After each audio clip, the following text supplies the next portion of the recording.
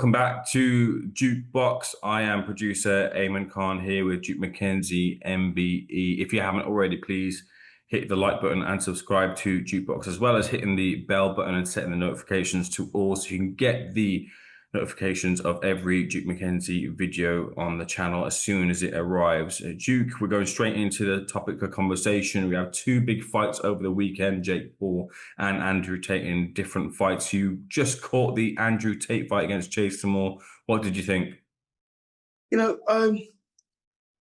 There's obviously a place in a market for the misfits. And when I watched it, I've got to be truthful. I had to rub my eyes because the standard of actual, what they call boxing, is pretty poor. It really is. I mean, they're obviously really trying hard and obviously really nice guys. Because they're triers, aren't they? They're misfits, and they know they are. The only reason I can give them a pat on the back is because they're not trying to cross over into mainstream boxing. Because if they did, I'm sure they'd get seriously hurt. So they're staying in their lane. That's great. They're fighting on a similar level. That's great. The guy that won, what's his name? Chase DeMoor. Chase DeMoor. These are big hulking guys, right? Andrew Tate, Chase DeMoor. The standard, the quality of what they call boxing was very, very poor. They were just swinging shots on a wing and a prayer. 90% of the shots missed. There was a lot of clinching. There was a lot of holding. Tate went down several times just from pure exhaustion. If any one of those swings would have caught him cleanly, one or two of these wild uppercuts that DeMoor kept throwing, one or two of them landed, and you could see the pain and the terror in Tate's eyes when they connected. Fortunately for him, not many landed, but the one or two that did shook him to the absolute, to the bottom of his boots. And I mean, like I say, I credit both of them only because they get in there and they had a go. And that's what they are, they have a goes. If you put them in with a top amateur, they'd get destroyed. Never mind a top professional. But like I say, they're not trying to be boxers per se.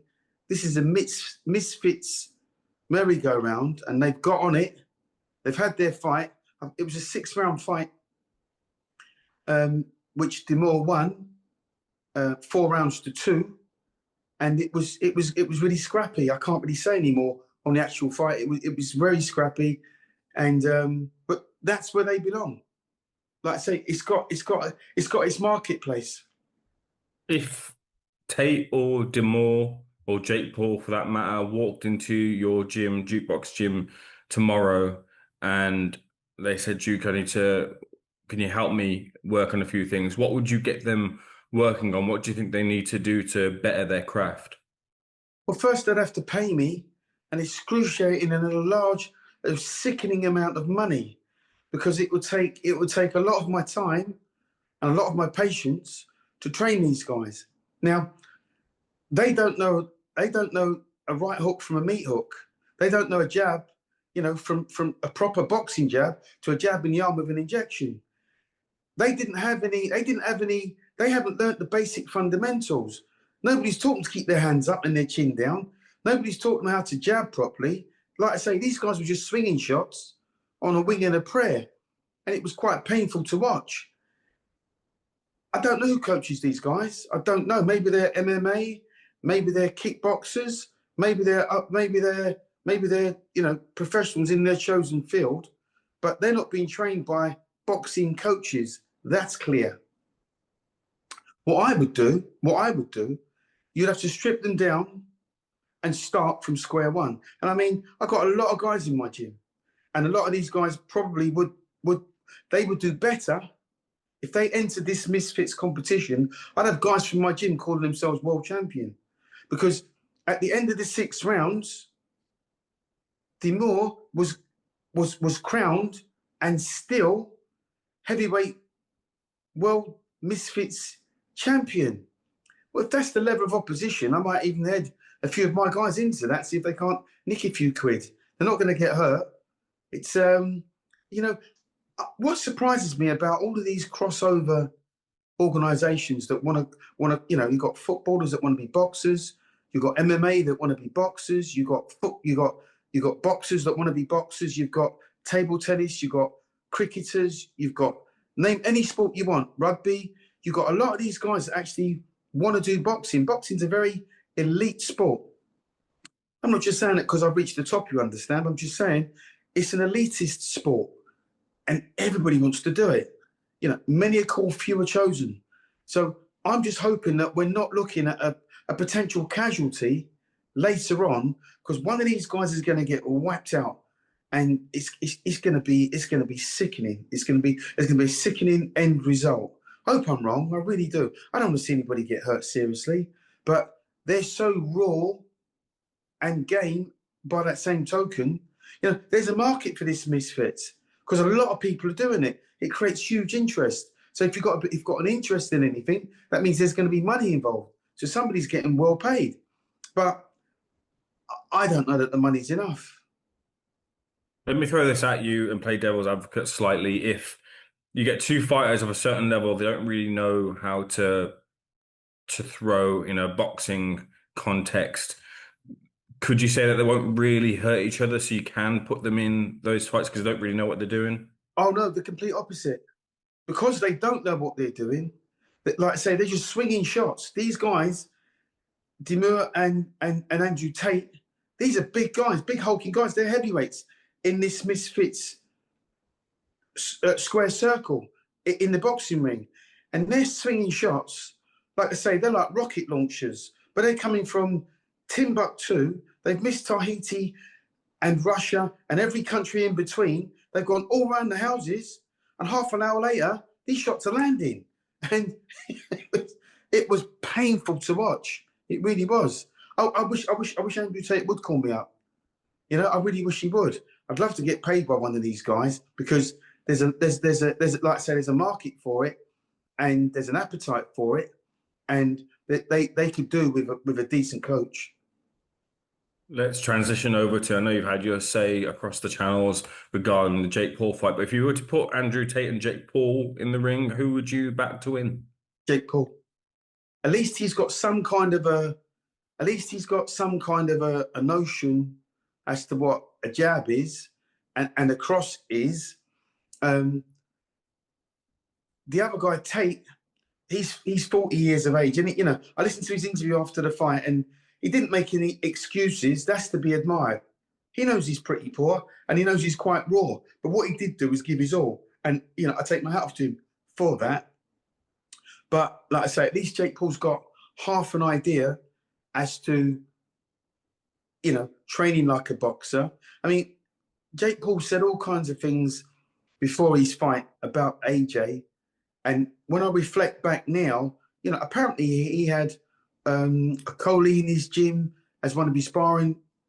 I'm not going to call her a colleague, a sparring partner. He was there to help him prep for the AJ fight. So he's got half a mind and half an idea. At least he's trying to get in real boxers to help him prepare. I don't know who Tate had him helping him prepare. And the other guy, the guy that won, boy, he was shocking. According to Tate, he had Badu Jack and Roy Jones Jr. assisting him in camp. He had Roy Jones Jr. and Badu Jack. Mm-hmm. Now I think he's pulling your chain.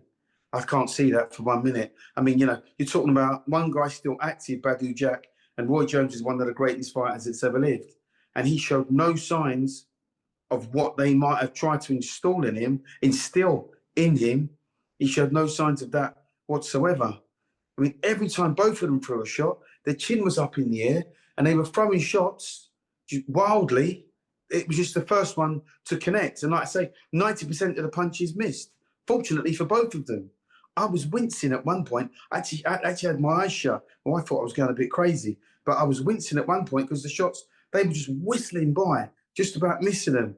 It was like, like you see in a Roadrunner film, and you see the Roadrunner, the big boulder coming down the hill, and the Roadrunner's running like that. He's trying to get out of the way. That's what it was like. Those shots were coming through, and I tell you what, if they were connected, it would have been, somebody would have got seriously hurt. What about for Jake Paul? He suffered now a broken jaw, but he says he wants to continue in the ring. What will that broken jaw, that big shot he took from AJ do to his mentality? He seems to have taken it well. Well, he's like an actor, isn't he? In some ways, he's like a method actor in some ways, because he got himself prepped for the fight. He went through all the training program. He got fit. He was running. He was sparring. He had the sparring partners in. He done everything that he thought was right. But ultimately, we know he's not a boxer. So he's still a little bit delusional because he's really lucky that that's all he got out of that fight with was a broken jaw. I think it's broken two places. So that really should signal the end of his boxing. I'm not going to call it a career. It is what it is. But that should signal the end. But it's not. Because now what he's saying is, I'm going to move back down to cruiserweight. Back down to cruiserweight. Okay, to take on who in the cruiserweight division? Because as far as I can see, the cruiserweight division, there's a hotbed of champions there. And he don't want no part of them cruiserweights. And they'll be queuing up to fight him. I bet Johnny Nelson could come out of retirement now and stand that boy on his head. And Johnny Nelson's nearly as old as I am. And, Johnny was one of them horrible guys that you didn't want to fight because his style was just so awkward to fight against. But like I say, I don't really understand, particularly older guys that want to come into boxing and think they can just have it off and they call themselves fighters because they're all finding out. Conor McGregor found out, Jake Paul found out. And there's one or two others that have found out. When they try to make the crossover from where they are into the real world of boxing, they always get found out.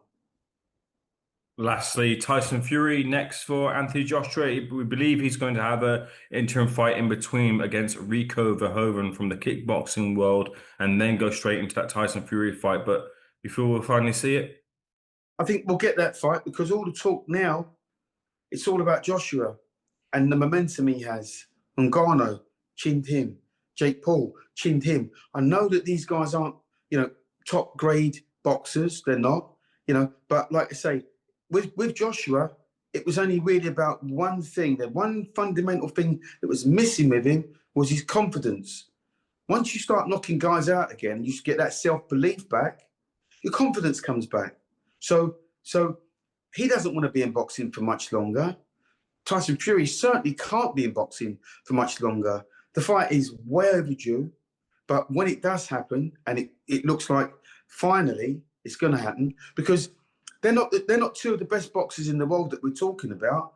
They're the two biggest names in world boxing that we're talking about, AJ and Tyson Fury. So they have to fight, for the sake of the sport. They have to fight before they retire. So let's hope that they do. And I'm sure it's going to be quite entertaining because someone's getting knocked out. that's the extent of my questions. What would you like to say to the listeners of the Jukebox channel as we lead off into Christmas? I'd like to wish all of my members a very Merry Christmas, a healthy and a prosperous New Year. I look forward to seeing you all throughout Christmas, during Christmas and after Christmas. Please subscribe to my channel. We're having a great time. I'm loving what I'm doing. And like I say, I just want to thank you all, really, because you make the Jukebox channel what it is. Brilliant, Duke. Let me just stay up the recording.